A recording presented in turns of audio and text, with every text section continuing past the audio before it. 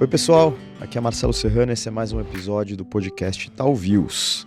No final do ano passado a gente realizou o nosso primeiro bate-papo aqui sobre ETFs, os Exchange Traded Funds, e o episódio teve bastante acesso, bastante repercussão, o que nos motivou a fazer uma segunda rodada sobre o tema, talvez aprofundando um pouco mais.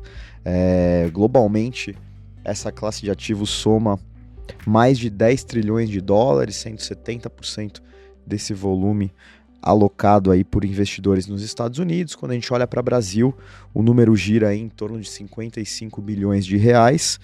E a ideia é comentar o potencial de crescimento dessa indústria, aprofundar alguns dos pontos que a gente falou naquele primeiro bate-papo e entender um pouco como esse produto se encaixa em uma estratégia aí na montagem de um portfólio aí para investidores. E para ajudar a gente novamente com esse tema, a gente conta com a participação do Renato Eide, que é gestor de fundos de índice aqui na Itaú Asset. Tudo bem, Eide? Bem-vindo aí novamente. Obrigado pelo convite, um prazer estar aqui com vocês para a gente aprofundar esse tema e feliz do eco que a primeira edição teve, né? Vamos repetir esse sucesso aqui na segunda edição para a gente já marcar a terceira. Perfeito, vamos nessa, cara. Acho que assim, para começar esse papo, recapitulando um pouco o que foi a Bolsa, a gente teve um começo de ano de bom desempenho na renda variável aqui no Brasil, e um ponto que me chama a atenção, principalmente já linkando com o assunto de hoje que é ETFs, é o fato de muita gente criticar a composição, a concentração do Ibovespa, achando que aqui é muito bem-vinda uma gestão ativa, um exercício aí de stock picking para justamente superar esse benchmark, o que a gente não vê com tanta força em outros mercados, né? O S&P já é uma unanimidade assim, maior do que o que a gente encontra com o índice brasileiro. Então eu queria perguntar como é que você vê, enfim, o potencial do ETF para o investidor que quer buscar uma exposição à Bolsa Brasileira, se ele realmente é competitivo e interessante frente à gestão ativa, e como a gente poderia montar uma estratégia, quais ETFs de renda variável de alocação em Bolsa Brasileira seriam mais interessantes? Legal. Isso é muito importante a gente trazer essa reflexão, porque quando a gente pensa em Bolsa, naturalmente a gente lembra do Ibovespa.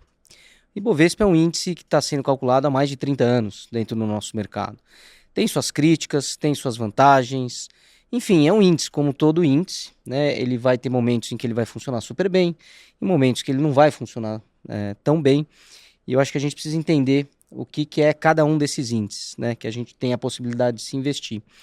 Então, quando a gente pensa em renda variável no Brasil, o Ibovespa é uma das possibilidades que a gente tem de acessar essa classe de ativos. Por exemplo, o nosso ETF, o BOVV11, é um ETF que te dá acesso ao Ibovespa. Ah, mas eu não gosto do índice, acho o índice concentrado, o índice tem uma volatilidade que não é para o meu perfil.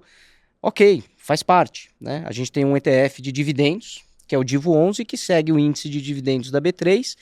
É um ETF que vai olhar quais são as empresas que têm maior consistência no pagamento de dividendos, numa janela de 5 anos. É um ETF que vai ter a sua diversificação também, a gente está falando de um portfólio aqui de mais de 40 empresas, que tem um track record super relevante de bater o Ibovespa em diversas janelas, com uma volatilidade menor, até pelo perfil das empresas que estão ali dentro. Isso significa, então, que eu devo ter 100% do meu investimento em renda variável no DIVO11? Não, mas é uma alternativa a ser pensada. Você estava falando do que aconteceu nesse ano, nesses 2 primeiros meses. A gente tem aqui o FIND11, que são empresas do setor financeiro, que é o nosso ETF, linkado a esse índice, que é o destaque do ano, né, subindo aí mais de 10%, né, até hoje. O que isso reflete? Reflete uma performance do ano, até aqui. Significa, então, que eu devo ter 100% do meu portfólio neste ETF?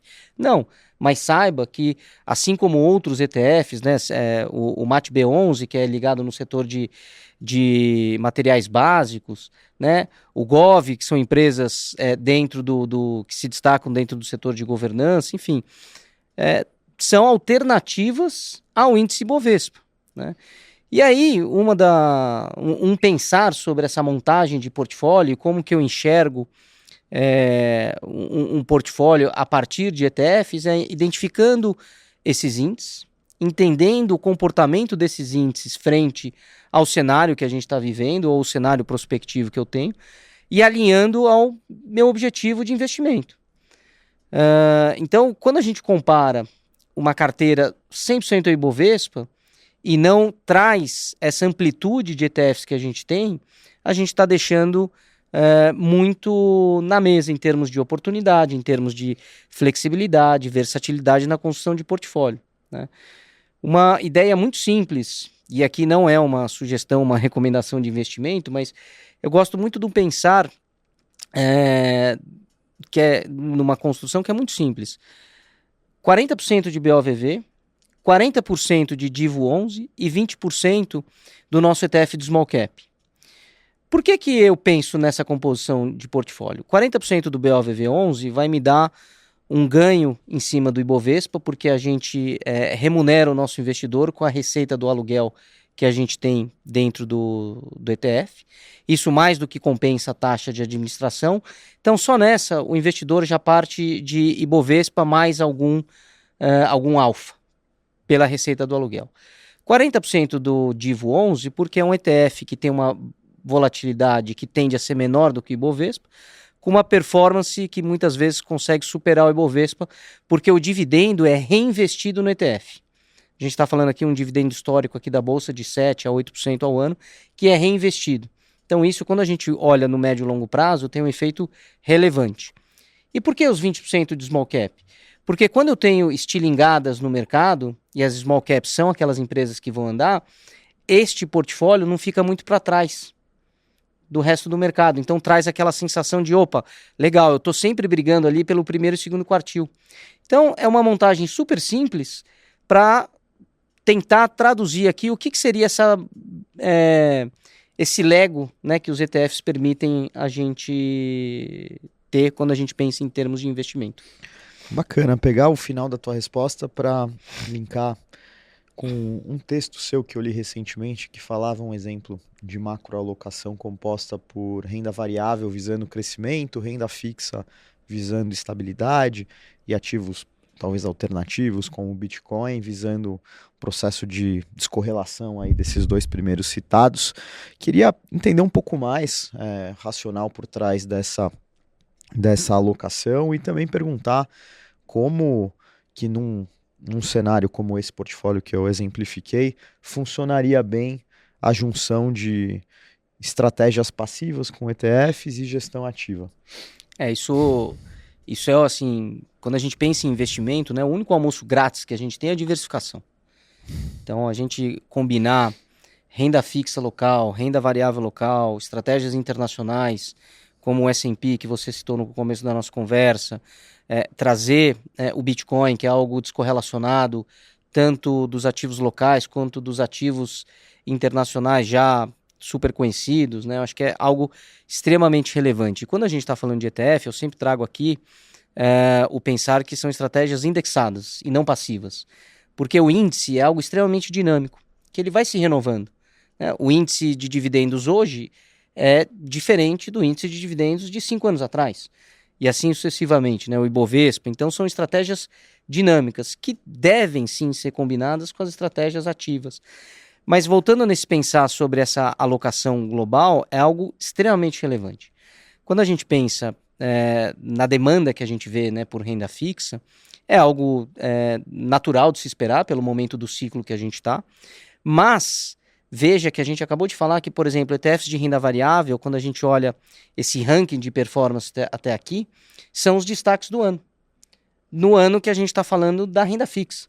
Então, não dá para a gente concentrar o nosso investimento numa única classe de ativos, né?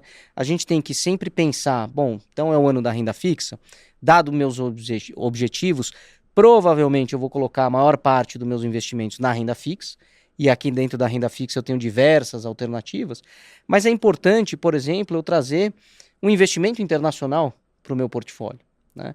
Não só pela descorrelação que a gente traz dentre vis-à-vis, na verdade, os ativos locais, mas porque tem uma questão que eu falo muito da proteção cambial, né?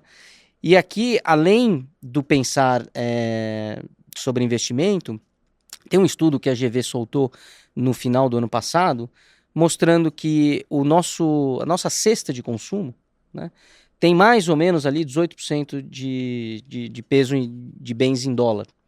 Então, mais do que natural, de eu tentar trazer um pouco desse peso da minha cesta de consumo para o meu investimento.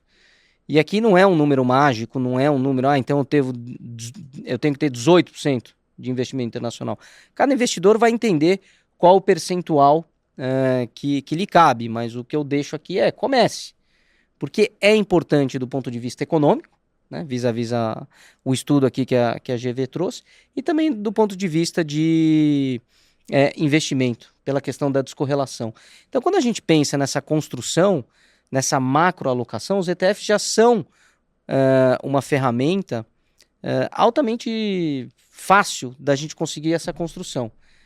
E aí não é só isso, porque tem outros elementos que a gente consegue agregar dentro dessa macroalocação para nos ajudar a passar, de certa forma, com menos trauma, por todos esses cenários que a gente tem vivido, né? Se a gente pensar ao longo dos últimos 5 anos, a volatilidade do mercado tem sido maior do que aquela experimentada de 2015 a 2020. Aqui eu estou falando de uma forma mais geral, né? Só você pegar as revisões de cenários que aconteceram ao longo dos últimos 5 anos, em termos de frequência, em termos de amplitude. Eu acho que isso mostra a importância da gente pensar essa macroalocação global para trazer a diversificação e gerar uma resiliência dentro do nosso portfólio. Porque a gente precisa, quando a gente pensa no investimento, deixar esse investimento maturar, ter uma visão de médio e longo prazo. Porque senão a gente fica muito suscetível a movimentos de curto prazo, que não são benéficos de forma geral para o nosso investimento. Perfeito. Quando a gente ouve você falar sobre os diferentes ETFs na renda variável que replicam índices que trazem estratégias diferentes, complementares, fica muito claro a utilização dessa estratégia, mas até por conta do patamar de juros que a gente vive hoje, as atenções estão muito na renda fixa. Eu queria entender quais são as vantagens do ETF na renda fixa que, em tese, o investidor já consegue ter retornos e montar uma alocação sem grande complexidade, ainda fazendo per se ali uma estratégia ativa, né? Como o ETF pode auxiliar o investidor pensando em renda fixa? Excelente ponto sobre os ETFs de renda fixa, e aqui eu trago também uma outra reflexão super importante, porque quando a gente fala de ETFs de renda fixa operados no ambiente de bolsa, a gente normalmente tem uma desconexão, né? Porque a gente sempre pensa em bolsa como algo de renda variável. Então deixa o reforço aqui que o ambiente de bolsa é um ambiente de negociação, que a gente pode transacionar renda variável local, renda variável internacional, ETFs de renda fixa, ETFs de ativos digitais, enfim, um ecossistema para a gente conseguir operar diversos ativos. Mas voltando aos ETFs de renda fixa, eles são uma ferramenta de acesso, né, a títulos públicos do Tesouro, né, sejam eles títulos indexados à inflação, os chamados IPCA+, ou os títulos pré-fixados, né? Acho que as vantagens de você operar via ETF de renda fixa, inúmeras. Acho que primeiro você não precisa fazer aquele recolhimento do DARF, que quando você opera em ambiente de bolsa ele é necessário. Por quê? Porque a corretora faz esse recolhimento. Então acho que isso tira uma dor importante do investidor neste processo. Outra vantagem é o fato dele ter 15% de imposto de renda já na largada. Então, os ETFs de renda fixa da Itaú Asset, se você comprar hoje, ficar 2 semanas e vender e tiver o lucro é impactado por 15% de imposto de renda. Essa alíquota, só para o investidor lembrar, ela demora 2 anos em outros investimentos de renda fixa para ser atingida. Nos ETFs de renda fixa da Itaú Asset, você já tem essa alíquota na largada do investimento. Um outro ponto importante é o reinvestimento dos cupons. A gente estava falando da estratégia de dividendo, né, que reinveste o dividendo, enfim. A gente pode pensar no cupom do título como um dividendo. E que se eu reinvestir no ETF, como é o caso que a gente faz, isso vai compondo uma renda ao longo do tempo para o investidor. E quando a gente deixa isso correr no médio e longo prazo, é um efeito relevante. Por quê? Porque aquele cupom não foi impactado por imposto. Então eu tenho 100% daquele cupom trabalhando ao meu favor ao longo do tempo. O ETF de renda fixa ele não vence.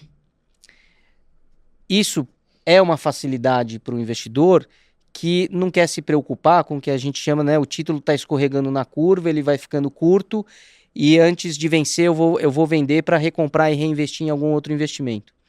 É uma facilidade se você pensar dessa forma, né?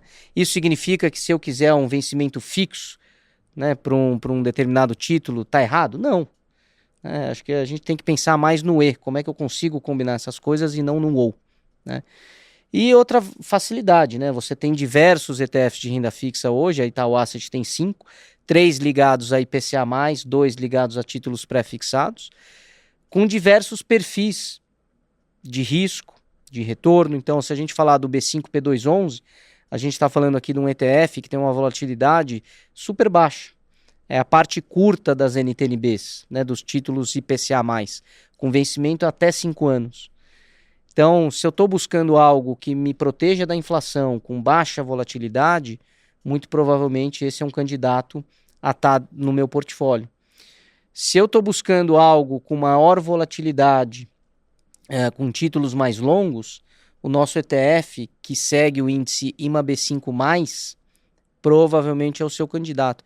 Então, quando a gente fala de ETFs, a gente tem que saber o índice que aquele ETF está seguindo para a gente entender como que aquele investimento vai se comportar dentro do nosso portfólio, né? Então a gente tem o pré-fixado, IRFM 11, que é mais curto do que o IDKA 11, que é um ETF de pré-fixado com 3 anos. Então a gente está no momento de ciclo, né, de juros ainda, o Banco Central seguindo o seu movimento de alta, que muito provavelmente tem um interesse maior, né, por cada um desses ETFs, a depender do seu objetivo. Boa. A gente falou de renda variável, renda fixa, agora queria puxar a discussão internacional. Quando a gente olha para ETFs no exterior, é uma infinidade de opções, de montagens, né, e geografias e temas. Então eu queria perguntar aqui de uma forma mais geral, quase um call, não necessariamente desembocando em ETFs da Itaú Asset, mas assim, em linhas gerais, o que você tem visto ou achado interessante quando a gente olha para calls temáticos, para geografias, assim, excedendo um pouco essa exposição que normalmente é a inicial do investidor brasileiro que olha para o exterior, via S&P 500, por exemplo. O que você tem visto de diferente, interessante aí nesse segmento? Começo aqui por 2 ETFs que a gente tem, que eu acho que são super interessantes, né? O primeiro é o nosso ETF, o Hidro 11, que é uma tese de hidrogênio. Lembrando que nessa corrida, né, por energias renováveis, muito provavelmente o hidrogênio é um candidato a ser protagonista, né, como uma nova fonte de energia renovável, com todos os desafios que essa indústria tem ainda de desenvolvimento, de ganhar maturidade, enfim, mas acho que é algo pensando naquela estratégia core satélite, né, daquilo que é satélite, é algo que pode ser interessante.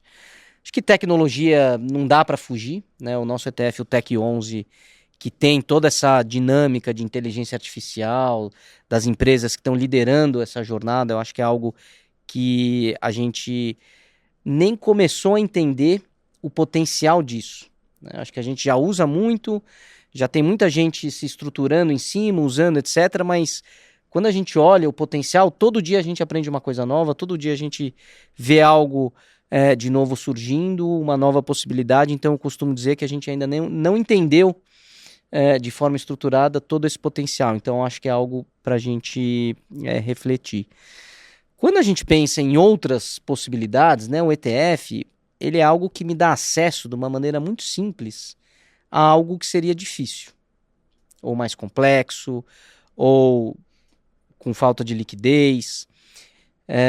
Neste caso, né, os ETFs ligados a ativos digitais, eu acho que são uma conquista importante para o público em geral acessar essa classe de ativos. E recentemente teve um lançamento nos Estados Unidos que foi um ETF de créditos e líquidos. E aqui já tem acho que assim, será que a gente está chegando no limite das possibilidades que o ETF consegue nos dar? Porque se eu estou falando que o ETF é algo extremamente líquido, que ele consegue me dar acesso a classes de ativos, geografias que são de difícil acesso, né? E eu estou falando de um basket que não tem liquidez, será que a gente está chegando nesse limite? E eu não estou falando aqui de renda fixa, high yield, eu estou falando de ativos ilíquidos mesmo, né? Então eu acho que, de novo, a indústria ela vai se desenvolvendo, ela vai testando limites dentro da regulação, dentro das 4 linhas sempre. Eu lembro do caso que teve um estudo mostrando como que os ETFs de renda fixa se comportaram durante a pandemia. Porque havia uma preocupação sobre questões de liquidez, como é que eles iam se comportar, etc., né? E como os ativos não eram totalmente líquidos, né, eles se comportaram muito bem. E, na verdade, você teve maior negociação dos ETFs de renda fixa do que os ativos, né? Mas este novo ETF é um ETF que dá acesso a quase um basket ali de VC, né? Então, será que a gente está chegando no limite da eficiência do ETF ou tem mais por vir, né? E é por isso que esse instrumento cresce tanto, porque ele é extremamente versátil, flexível, de fácil acesso, democrático, porque todo mundo compra a mesma classe, né? Então, olhando para frente, eu acho que a gente ainda tem muito para aprender e trazer maturidade para a nossa indústria.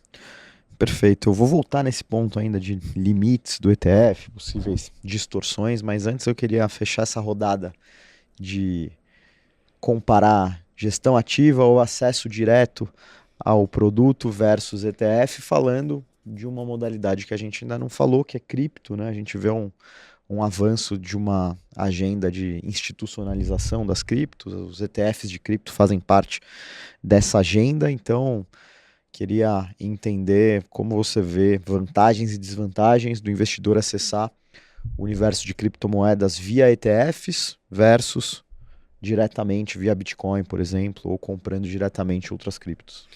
Perfeito.